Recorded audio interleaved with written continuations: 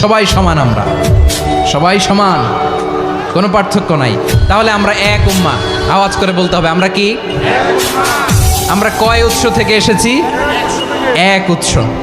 এবার আল্লাহ বললেন শুধু চাই না, বিশ্বনবী আমাদের শিখিয়ে দিলেন শুধু এক উম্মাহ না, শুধু এক উৎস না, তোমরা এক দেহ এক প্রাণ। আল্লাহু আকবার। এক দেহ এক প্রাণ বানানোর কথা না, বিশ্বনবীর কথা। বিশ্বনবী বলেন মাসালুল মুমিনিনা ফি তাওয়াদ্দিহিম ওয়া তাআতুফিহিম ওয়া তারাহুমিহিম মাসালুল জাসাদ। মুমিনের ভালোবাসা, সম্প্রীতি, ঔদার্যতা, এটার দৃষ্টান্ত কি? লাইক ওয়ান সিঙ্গেল বডি, একটা দেহের মতো সবাই। ইনিশতাকা মিনহু উদুন তাদাআ লাহু সাইরুল জাসাদি বিসাহরি ওয়াল হুম্মা।